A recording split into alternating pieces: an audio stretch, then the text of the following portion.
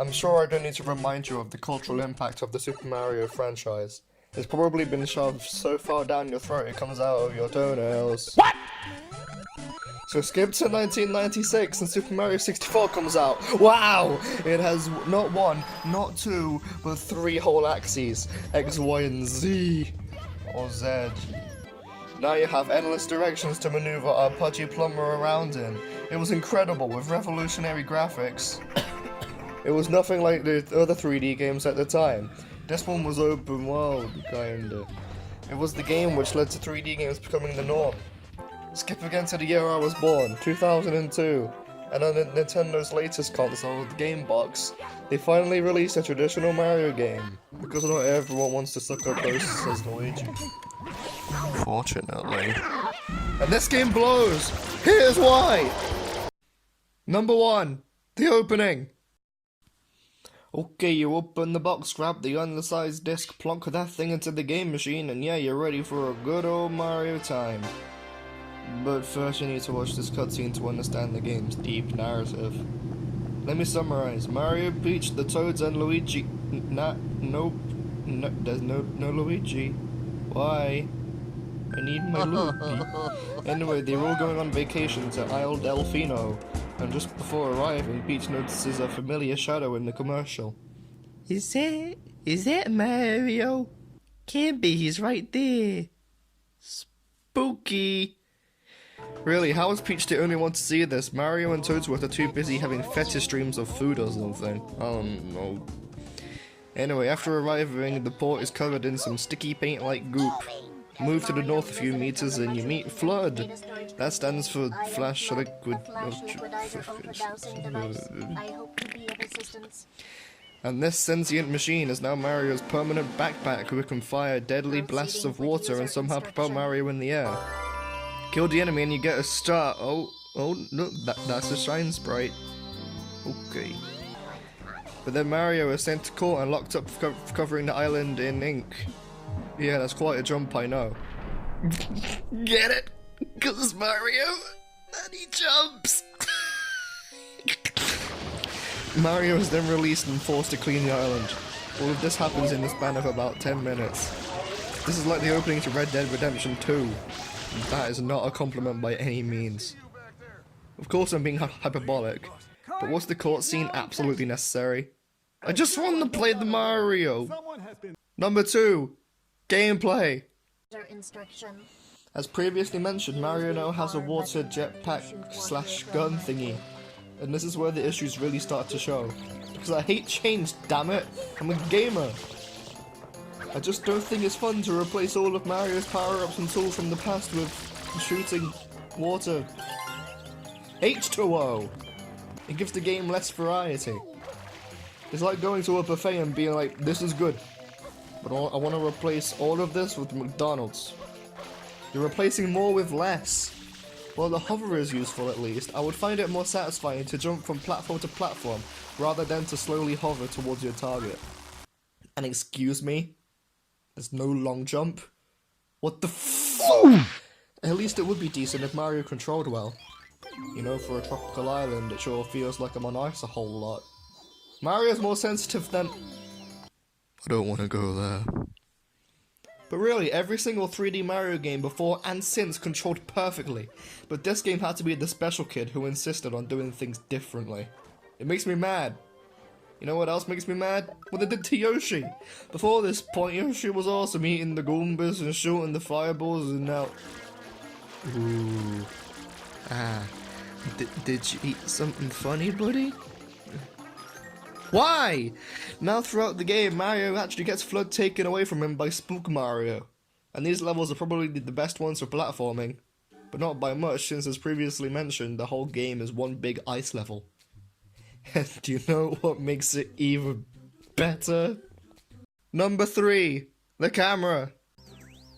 We all know how atrocious Mario 64's camera was, but Nintendo decided to f*** it up again. How? How could they make it worse? The camera control is sometimes more of a hindrance than it's helpful, especially when you can't rotate the camera because you're too close to whatever wall or pillar you just happen to be standing nearby. But sometimes the automatic camera sucks even more and halts progress way too much, and this happens more times than you would expect. This is probably the most common complaint against this game, and for good reason. Can we just move on to the next point, please? Number 4. The levels. Okay, to this game's credit, the levels do look kind of good still. In fact, I feel like one reason this game was made is so Nintendo could be like, hey, look at our fancy water physics, suck on that, Sony and Microsoft. But while they do look great, they also lack variety. Too many beach levels and way too much water. 7.8. Too much water. Has that joke ever been done before when talking about this game? I doubt it. Definitely original. The problem is that the designers limited themselves by having the game set on a tropical island in the first place. However, I will say that the hotel and theme park levels are pretty clever. And even when the levels are unique, they suck even more. Pachinko, Sandbird, and Corona Mountain. It's a shame really, because there was so much potential there. Also, has anyone noticed that this is the most hand-holdy Mario game I've ever played? Arrows are everywhere. Yeah, I know I need to go right, I'm a grown-ass man, not a little baby.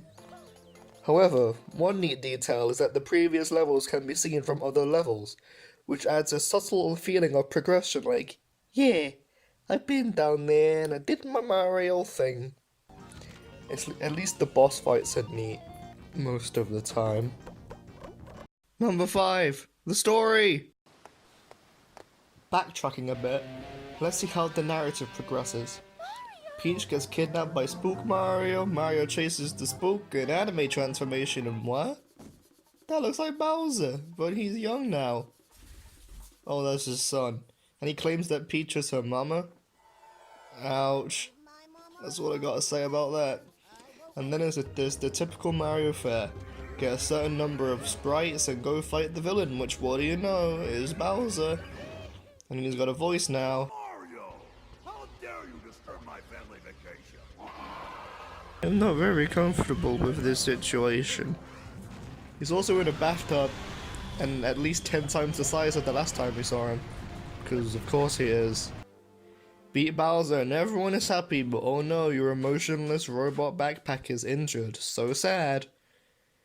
But no, actually he's fine and will never be seen again. Happy days. Of course Mario games aren't known for their deep story, but they really thought players would care if Flood was hurt? Why? He's a robot. Number 6. Other things which pissed me off. Okay, what is up with the blue coins in this game? Did they just run out of ideas for shine sprites and thought, let's hide secret coins in stupidly vague areas to give a sense of exploration? No, it doesn't. It feels more like shameless padding, because some of these coins are so stupidly hidden, such as, oh I don't know, an inconspicuous bookshelf. Yeah, I really had to explore for that one. Spraying blue birds, wow, I really feel accomplished for doing that. And one more thing. If the locals were so mad about the shines losing their power, how come they are just hiding sprites in their homes or just straight up giving them to you for meaningless tasks? Yeah, okay, I'm the criminal here. I'm also a tad upset about the lack of common Mario enemies. There are no Goombas, no Koopas, and barely any bloopers. Instead, we have such amazing enemy designs as Swoopin' Stew. Hooray! Give it up for Swoopin' Stew. Don't even get me started on the reward for getting every single shine sprite and every single blue coin in the whole game. You get a new set of clothes.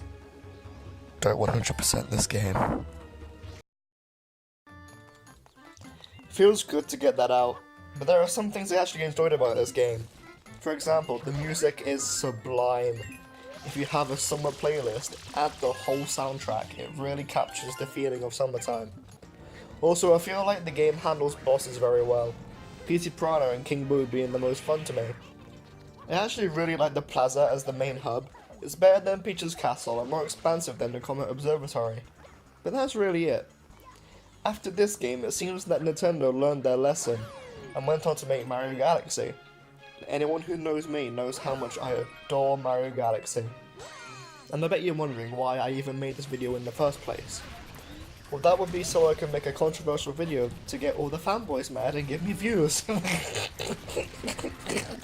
Subscribe, ring the bell, and comment on the video saying how I'm wrong objectively, and leave your opinions below. I really want to hear them. And if you do like this game, then that's fine. Just this is my opinion. Don't get mad, please. Subscribe.